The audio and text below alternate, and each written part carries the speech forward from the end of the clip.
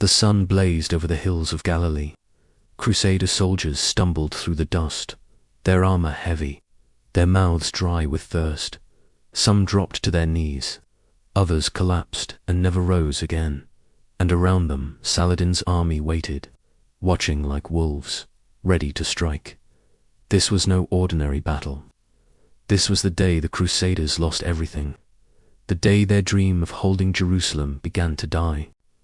For almost 100 years, they believed they were unstoppable, chosen by God, protected by faith.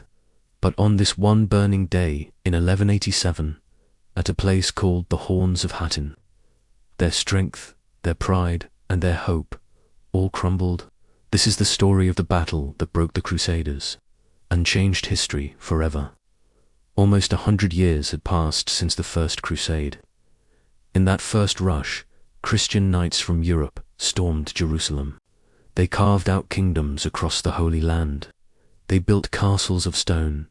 They planted banners on towers. They called themselves rulers of God's chosen city. To the outside world, it looked like strength. It looked like permanence.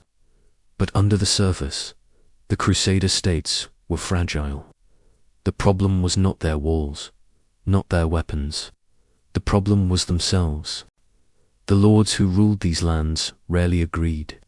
Each castle had its master, each lord his pride. Every one of them wanted more power.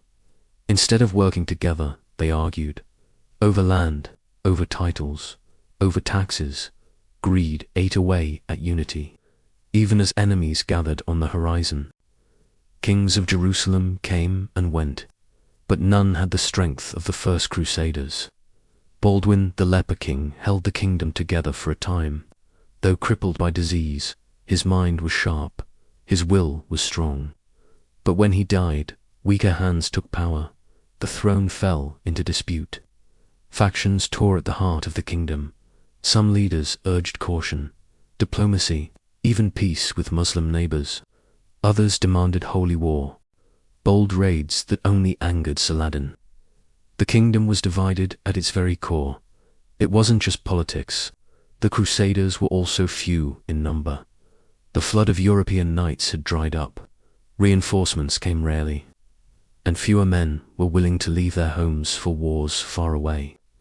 That left the same families, the same castles, defending miles of land. On maps, the Crusaders held Jerusalem, Acre, and fortresses across the hills. But each stronghold was an island, vulnerable, easy to cut off. And while the Crusaders argued, Saladin grew stronger. He united Syria and Egypt. Where the Crusaders bickered, he built alliances. Where they wasted strength, he gathered it. His goal was clear: drive them out. In Jerusalem, the market still bustled. Church bells rang. Knights patrolled in shining mail. But beneath the surface, cracks spread. The Crusaders looked like rulers of the Holy Land. In truth, they were standing on shaky ground. One hard strike, and it would all collapse. While the kingdom weakened, Saladin rose. He began not as a king, but a servant, a Kurdish commander in the service of others. But he was patient, he was intelligent, he bided his time. He did not waste men on reckless battles. He studied his enemies. He learned their habits. He waited for their mistakes. And when he struck, it was with precision. He secured Egypt. He gathered armies in Syria. Piece by piece, he united Muslim lands. For decades, the Crusaders had thrived because their enemies were divided. But Saladin changed that. He was a unifier, and unity was stronger than any sword. His power was not only in war, he carried himself with dignity. He showed mercy. He gave generously. To his people, he became more than a commander. He became the defender of Islam, the man who would reclaim Jerusalem. Men flocked to him. Armies swelled. His name itself became a banner. And behind that banner, hope gathered. Meanwhile, the Crusaders bickered, overconfident, greedy, blind to the storm rising against them. By the 1180s, Saladin was the most powerful man in the region. He had the wealth of Egypt, the the soldiers of Syria, and the loyalty of emirs who once fought each other. The world was shifting, and the Crusaders did not see it. For a moment, peace returned. A fragile truce. Pilgrims walked the roads. Merchants traded in the markets. But peace in the Holy Land was always thin. Always one insult away from collapse. That insult came from Reynold of Chatillon, a reckless lord, a man infamous for cruelty. He raided Cyprus. He tortured prisoners. To him, truces meant nothing. Greed meant everything. In 1187, while peace still held, Reynold struck. He attacked Muslim caravans. They were not soldiers. They were merchants, pilgrims, families. To Saladin, this was not just robbery. It was betrayal. The truce was broken. Blood had been spilled. Outrage spread like fire. Saladin could not ignore it. To do so would make him look weak. To let the Crusaders escape punishment would make every truce worthless. So he swore an oath: Reynold would die, and the Crusader kingdom would pay the price. To the Crusaders, Reynold's raid was a small thing. Some gold, some captives, another insult thrown at their enemy. But it gave Saladin exactly what he needed. Now he could call for jihad, a holy war. He could rally every ally, every soldier, every banner. The caravans were the spark. The fire was about to spread. The balance had shifted. The fragile peace was gone. Saladin was ready. The Crusaders were not. The Crusaders had numbers. They had castles. They carried the true cross itself.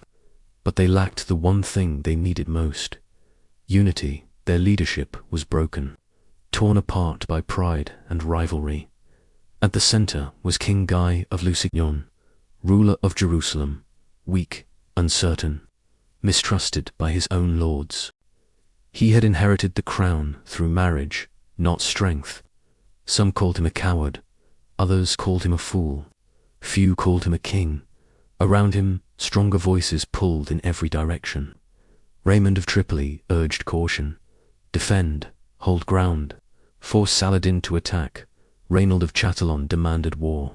Arrogant, hot-headed, he wanted battle at any cost. The lords argued. Their voices rose. Reason was drowned by pride. News arrived. Saladin was moving against Tiberius. The council gathered. The decision was life or death. Raymond pleaded for restraint. Hold the wells. Guard the strong positions. Let Saladin waste his strength. But Reynold and others pushed King Guy. They called for boldness, for glory, for rescue. King Guy listened, but he listened to the wrong men. The order was given. The Crusader army would march. That choice changed everything. It meant leaving water behind. It meant crossing dry hills in July. It meant walking into Saladin's hands. They thought they were marching to glory. In truth, they were marching into a trap. Their leaders had failed them before a single arrow flew, before a single sword was drawn. It was a failure that would cost them their kingdom. Word of Saladin's movements spread like fire. Scouts reported his army gathering. Tiberius was in danger. If it fell, the kingdom would look weak, and weakness meant collapse. King Guy ordered the banners raised, from Acre, from Jerusalem, from every castle and fortress. Knights gathered, the Templars, the holy orders sworn to defend the cross. Priests carried relics, even the true cross itself. To the men, it was proof that God marched with them. They believed they could not fail.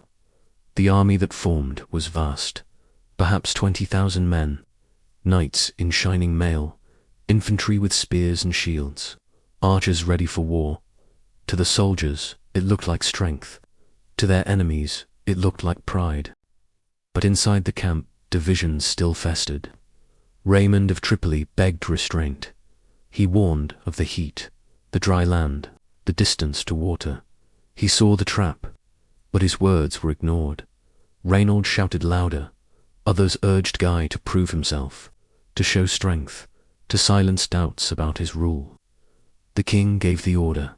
The army would march east, across the burning hills, toward Tiberias. It was a fateful choice, a gamble of faith against reason. But faith could not fill waterskins. As banners rose and drums thundered, the Crusaders stepped forward. To them, it was the path of glory. To history, it was the first step toward disaster. For waiting across the hills was not only Saladin's army, waiting was the sun, the dust, the thirst, and a trap that would close around them like a fist. The march began in the searing heat of July. The sun over Galilee does not forgive. That day it burned with vengeance. Crusader knights marched in full armor. Mail shirts clung to sweaty skin. Helmets baked their skulls like iron ovens. Their horses stumbled in the choking dust. Creatures bred for cooler lands, now gasping, struggling, dying. At first spirits were high. Drums beat. Banners waved. The priests carried the true cross before them. Men cheered at its sight. But hour by hour, mile by mile, the heat drained their strength. The wells they had left behind seemed a world away. Waterskins emptied. No streams flowed in the dry land ahead. Saladin's cavalry hovered like shadows. Arrows hissed into the columns. Not enough to break them, enough to sting, enough to remind them the enemy was close, watching, waiting. Every arrow stole a life. Every skirmish delayed the march. Every moment bled strength. Then the land itself turned against them. Saladin's men set grass and brush alight. Smoke rolled over the Crusaders. Eyes stung, lungs burned. The earth itself laughed at their misery. No food, no water, only dust and fire. Men collapsed along the road. They fell to their knees and dropped into silence. Horses foamed at the mouth. Their hooves slipped in ash. Their riders dragged them forward, desperate to keep moving. And yet, the march continued. Pushed forward by pride, pushed forward by stubbornness. Each mile carried them deeper into the trap. They thought they were heading to battle, to glory, to defend Tiberias. But the truth was darker. They were walking into a furnace, and survival itself was slipping away. This was no simple march. It was a journey of despair. Morale cracked under the sun. Men who once shouted prayers now whispered them. Dry, broken. Every step grew heavier. And in the dust, hope began to wither. Saladin's plan was brilliant and merciless. He did not need to crush the Crusaders with one strike. He only needed to guide them. Like water flowing into a narrow channel, he knew thirst would drive them, and thirst would lead them where he wanted them to go. He cut them off from Lake Tiberias, the nearest source of water. His cavalry guarded the wells. No relief could reach them. Fields burned. Pastures turned to scorched earth, where the army once could rest. Now there was only ash. The Crusaders had no choice but to march on. The harder they pushed, the weaker they became. The weaker they became, the easier it was to strike. This was a slow death. A battle fought not with swords, but with thirst, with heat, with exhaustion. By the time they reached the horns of Hattin, they were exactly where Saladin wanted them. Trapped, surrounded, no water, no shade, no hope. The jaws of the trap closed. All that remained was to finish it. The sun sank behind the hills. The Crusader army reached the rocky rise called the Horns of Hattin. Two sharp peaks of black stone stood over dry land. No streams, no shade, no escape. Men staggered up the slopes. Their throats burned, their lips split and bleeding. The heat of the day did not fade. The stones held it like an oven, baking them through the night. Saladin's men were not idle. They lit fires in the brush around the camp. Smoke rolled in waves. It choked soldiers and horses alike. Eyes watered, lungs burned. Some men coughed until they collapsed. The smell of fire and sweat hung over the hill like a shroud. Inside the camp, despair spread. Waterskins were empty. The barrels were dry. Men scraped their tongues along the insides of helmets, desperate for moisture. Horses stamped in panic, their eyes wild, their bodies shivering with exhaustion. The priests tried to lift spirits. They raised the true cross. They chanted prayers. But even faith felt thin against thirst. Men whispered in the dark. Some spoke of fleeing, others of death. The once proud army now huddled like beaten men waiting for dawn. Around them, Saladin's army sang and beat drums. The sound echoed in the night, a reminder they were surrounded, outnumbered, trapped. No rescue would come, no water would be found. Tomorrow there would be no choice, but to fight or to die. That night was torment. Smoke stung eyes and lungs, heat clung to every breath. The ground was jagged and unforgiving. Sleep never came. And when first light touched the sky, the Crusaders rose not as a mighty army, but as broken men, already half defeated. The morning of July 4th, 1187, dawned red through the haze of smoke. The Crusaders dragged themselves into formation. Exhausted, parched, weak, they clung to their weapons. Their arms trembled. Their eyes were hollow, their legs unsteady. Still, they prepared to fight. Saladin's army moved like a tide around them. Arrows fell, darkened the sky. Each volley struck down men and horses. The Crusaders tried to shield themselves. Their lines wavered every time they charged forward. Saladin's cavalry opened their ranks, drew them out, then closed again like a trap. Smoke from burning grass filled the air.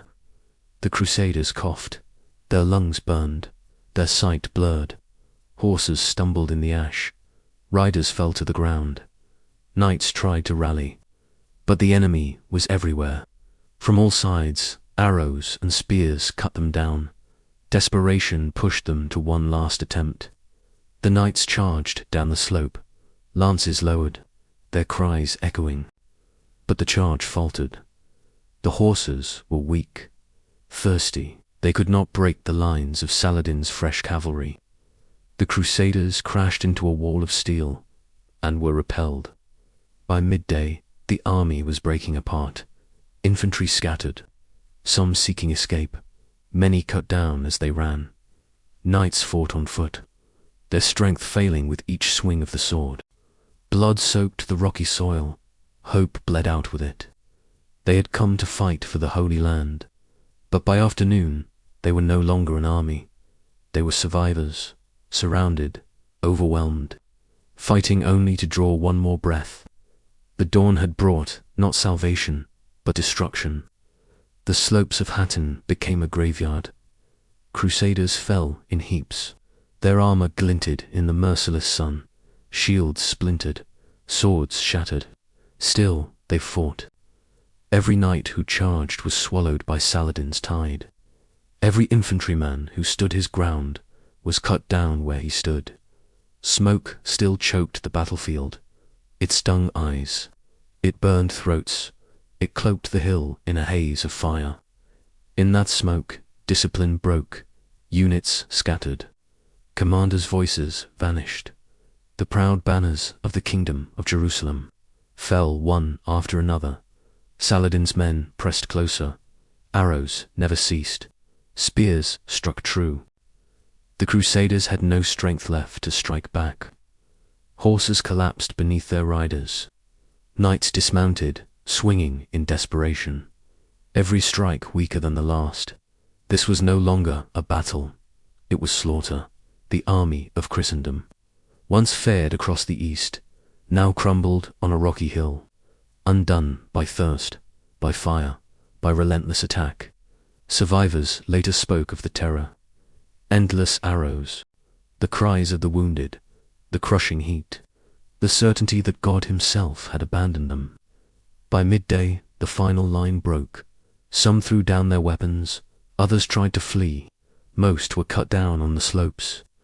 A handful still fought, surrounded to the last, but even they were overwhelmed.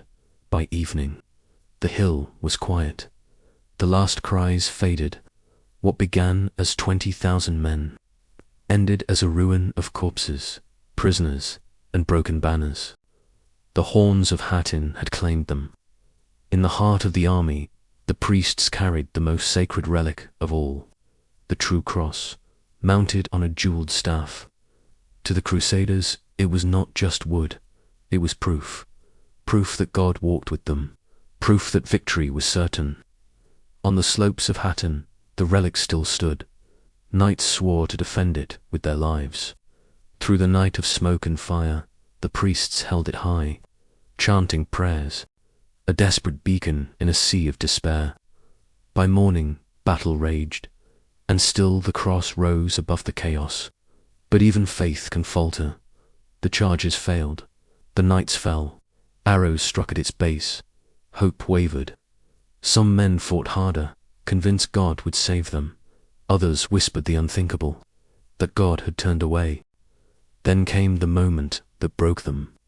Saladin's men surged forward.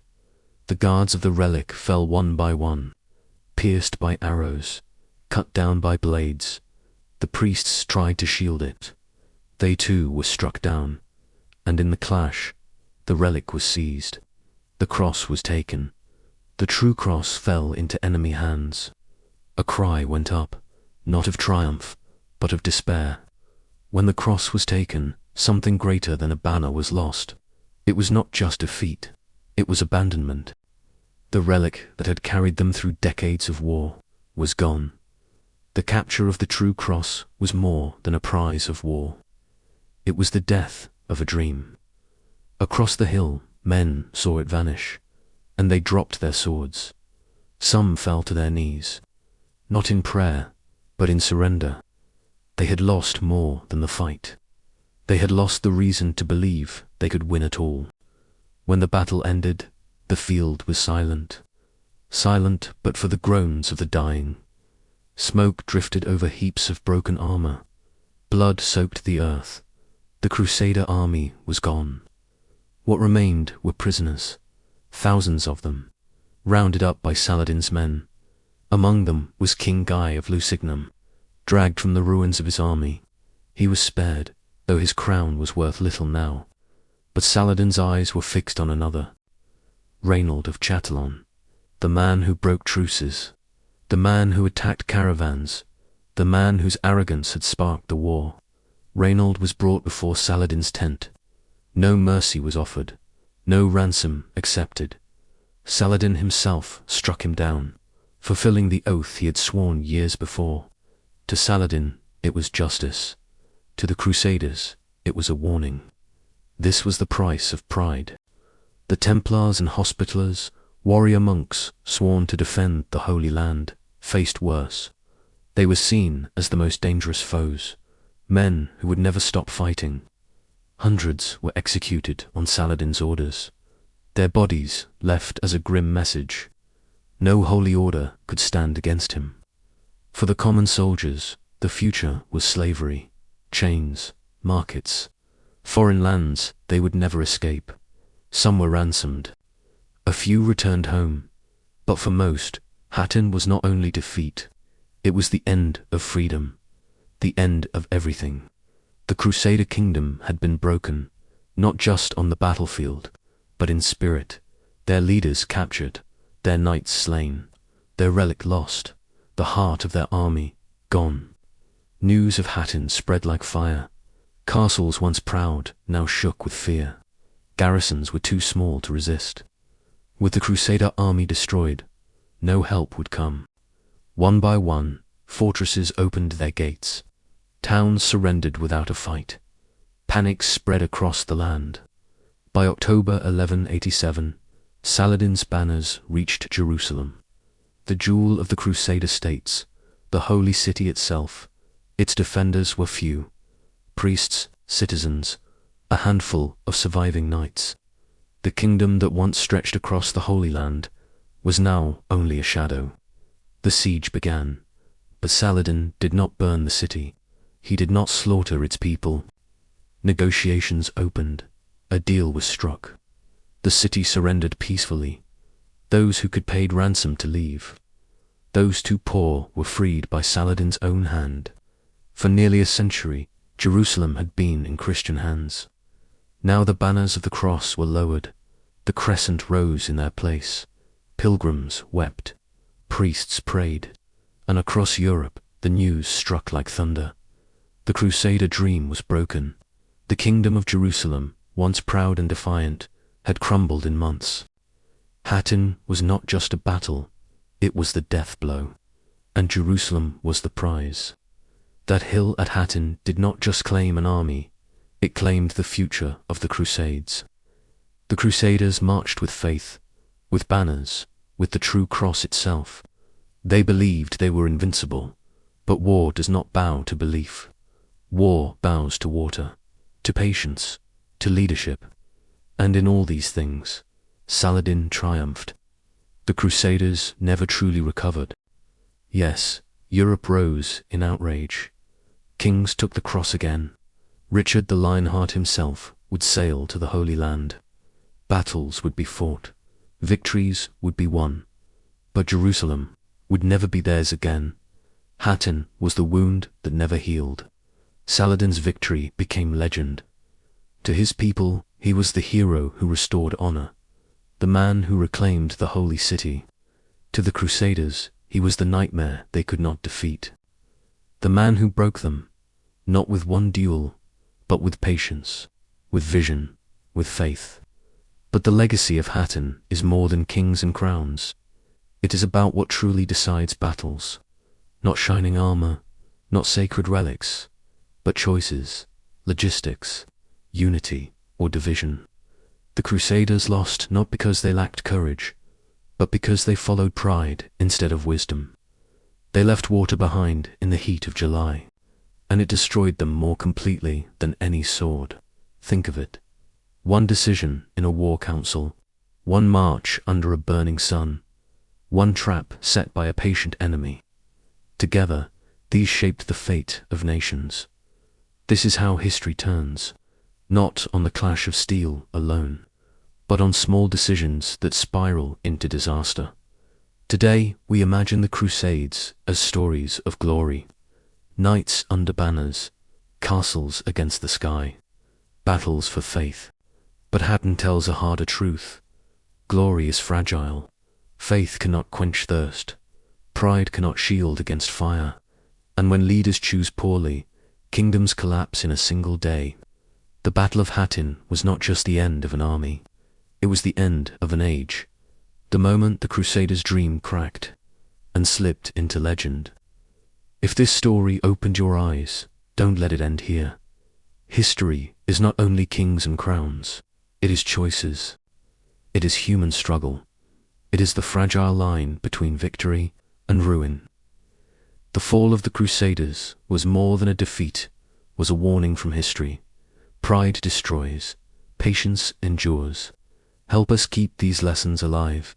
Share this story with others, and subscribe so together we can uncover more forgotten truths from the past.